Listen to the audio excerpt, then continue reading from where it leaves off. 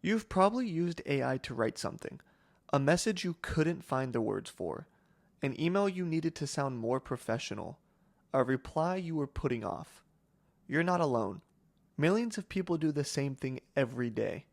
And so do hackers. The difference is what they're writing.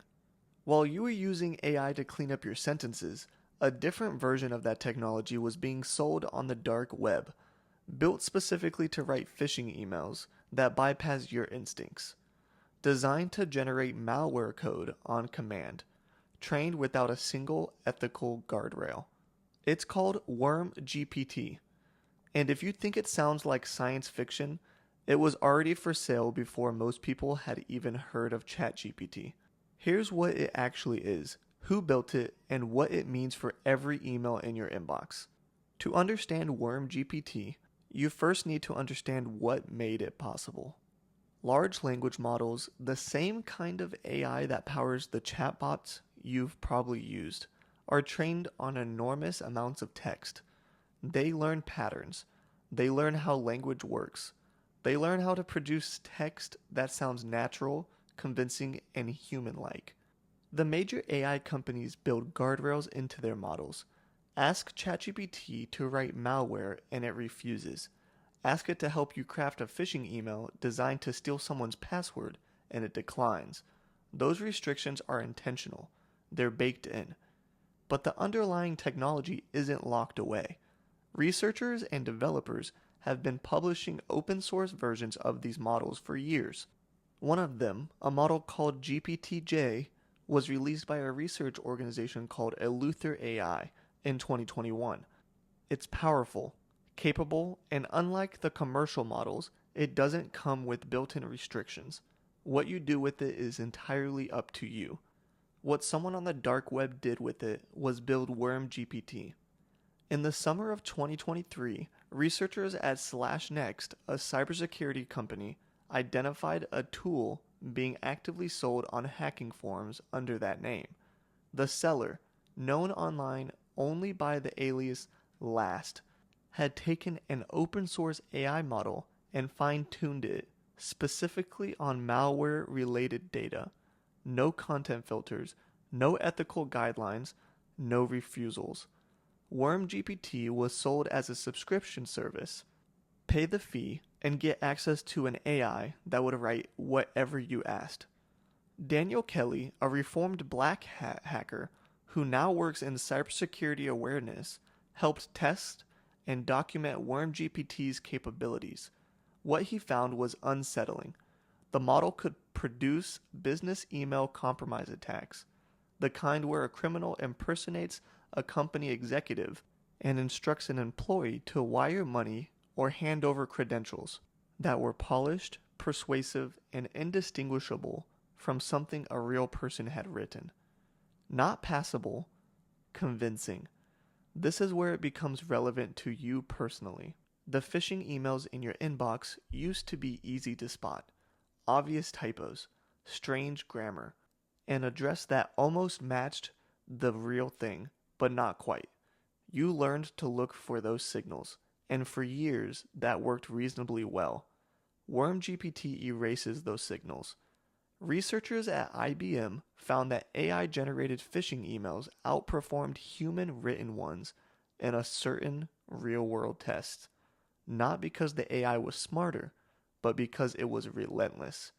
It could generate thousands of variations, adjust tone, match a target's communication style, produce something that felt personal, urgent, and completely legitimate, even when it wasn't. This channel covers what most people never think to protect. The attacks that don't make headlines. The tools most people assume are still far off. If that's the kind of thing you want to stay ahead of, subscribe. That's what this channel is here for. WormGPT itself has a complicated history. After significant media attention in 2023, the original seller announced they were shutting it down. But that didn't make the problem go away. It multiplied it. After WormGPT came FraudGPT, DarkBERT, dozens of copycat tools, some real and some outright scams targeting criminals who wanted access to the same capabilities. The dark web market for malicious AI became its own economy, one that's still active today. The real shift wasn't any single tool, it was what these tools represented: a dramatic lowering of the barrier to entry for cybercrime. Before AI, running a convincing phishing campaign required skill. You needed to understand social engineering, know how to write language that triggered urgency without raising suspicion, have some technical ability to execute the attack. That combination filtered out a lot of would-be criminals. AI removes most of those requirements.